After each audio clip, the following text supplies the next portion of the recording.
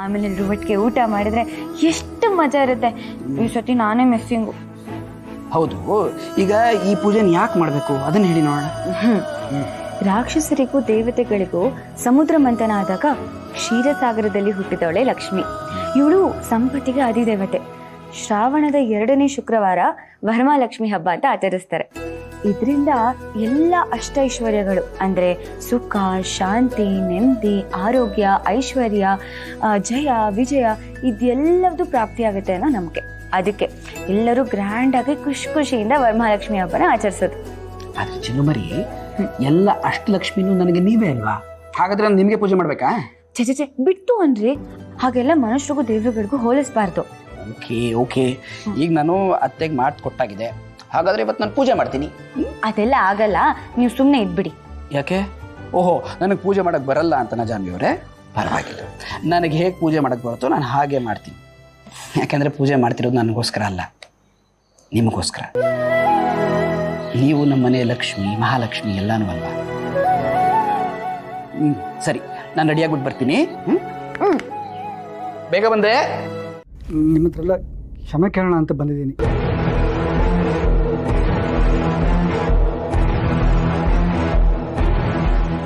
ನೀವೇನು ಹೇಳ್ತಿದ್ದೀರಾ ನಮ್ಗೆ ಅರ್ಥ ಆಗ್ತಿಲ್ಲ. ಭಾವನ ಅವ್ರು ಕಿಡ್ನಾಪ್ ಆಗಿದ್ದು ನಮ್ಮಿಂದಾನೆ.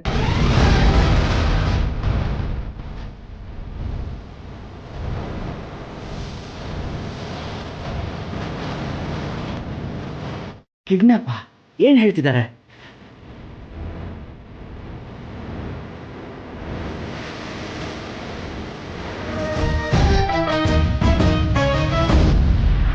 ದಯವಿಟ್ಟು ನಮ್ಮನ್ನು ಕ್ಷಮಿಸ್ಬಿಡಿ.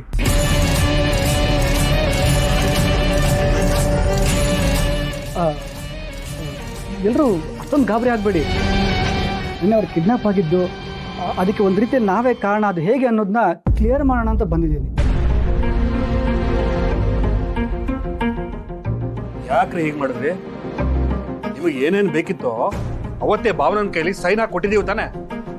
ಇದೆಲ್ಲ ಬೇಕಿತ್ತಾ? ಸರ್ ಒಂದು ನಿಮಿಷ, ಅದನ್ನೇ ಹೇಳೋಣ ಅಂತ ಬಂದಿದ್ದೀನಿ. ಏನ್ ಹೇಳ್ತೀರಿ ನೀವು? ಸಂತು, ಇರಪ್ಪ. ಹೇಳಿ ರವಿಶಂಕರ್. ಸರ್, ನಾವು ನಡೆಸ್ತಾ ಇರೋ ಒಂದು ಕಂಪ್ನಿ ಸ್ವಲ್ಪ ಲಾಸ್ ಆಗೋಯ್ತು. ಅದಕ್ಕೆ ಆ ಕಂಪ್ನಿಗೆ ಫೈನಾನ್ಸ್ ಮಾಡ್ತಿದ್ದವನು ನಮ್ಮ ಹಿಂದೆ ಬಿದ್ದುಬಿಟ್ಟ.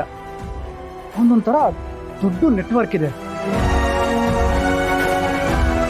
ಆ ಕಂಪ್ನಿಗೆ. ನಮ್ದು ಅಷ್ಟೇ ಅಲ್ಲ, ಭಾವನಾ ಅವ್ರದ್ದು ಜವಾಬ್ದಾರಿ ಇದೆ ಅಂತ ಅದು ಹೇಗೋ ತಿಳ್ಕೊಂಡ್ಬಿಟ್ಟಿದ್ದಾನೆ.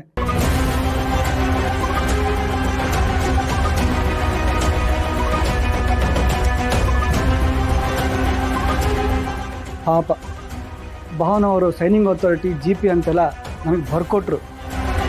ಆದರೆ ಆಸ್ತಿನ ನೋಡ್ಕೊಳ್ಳೋದು ಬಿಟ್ಟರೆ ನಮ್ಮ ಕೈಲಿ ಬೇರೇನೂ ಮಾಡೋಕ್ಕಾಗಲ್ಲ. ಏನು ಈಗ ನಮ್ಗೆ ಲಾಸ್ ಆಗಿದೆ, ಯಾವುದೋ ಒಂದು ಪ್ರಾಪರ್ಟಿ ಮಾರ್ಬಿಟ್ಟು ಆ ಲಾಸಿಂದ ಹೊರಗೆ ಬರೋಣ ಅಂತ ನೋಡಿದ್ರೆ ಅದಾಗಲ್ಲ. ಯಾಕೆಂತಂದರೆ ಅದಕ್ಕೆ ಭಾವನವರ ಸೈನ್ ಬೇಕು.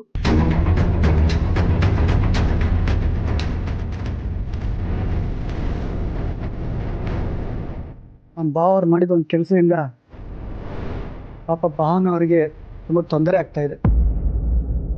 ಇದೆಲ್ಲದ್ರ ಮಧ್ಯೆ ಖುಷಿನೂ ನೋಡಿಕೊಂಡು ನೆನೆಸ್ಕೊಂಡ್ರೆ ಮನಸ್ಸಿಗೆ ತುಂಬ ಕಷ್ಟ ಆಗುತ್ತೆ.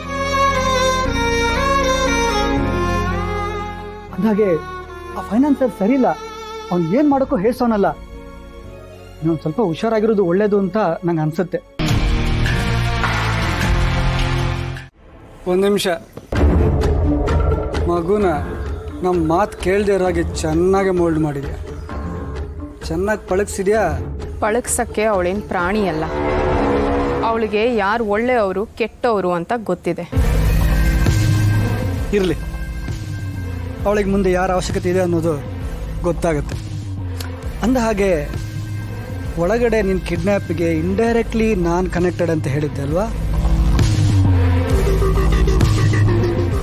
ಡೈರೆಕ್ಟ್ಲಿ ನಾನೇ ಕನೆಕ್ಟೆಡ್. ನಿನ್ನ ಕಿಡ್ನಾಪ್ ಮಾಡಿಸಿರೋದೇ ನಾನು.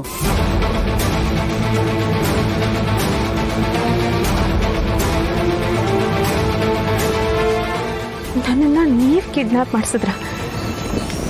ಯಾಕೆ? ಪಾಪ, ಯಾಕೆ ಅಂತ ಗೊತ್ತಿಲ್ದಿರೋ ಹಾಗೆ ಮುಗ್ಧವಾಗಿ ಮಾತಾಡಬೇಡ ಭಾವನಾ.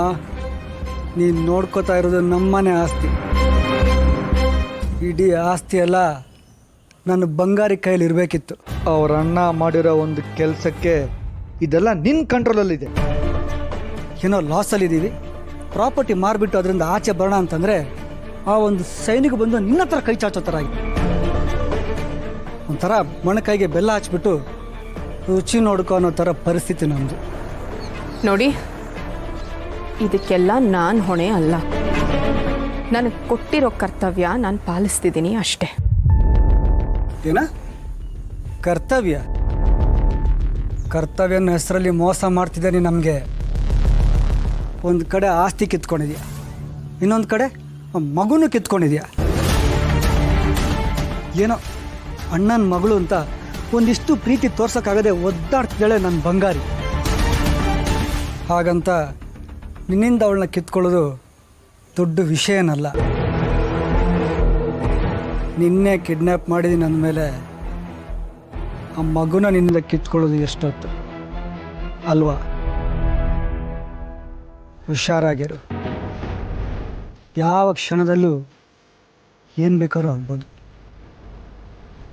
ನಿನ್ನ ಖುಷಿಯಾಗಿರಬೇಕು ಅಂದರೆ ನನ್ನ ಬಂಗಾರಿನ ಖುಷಿಯಾಗಿ ನೋಡ್ಕೊಳ್ಳೋದು ನಿನ್ನ ಜವಾಬ್ದಾರಿ ಆಗುತ್ತೆ. ಇಲ್ಲ ಅಂದರೆ ಯೋಚನೆ ಮಾಡು. ಬರಲ್ಲ?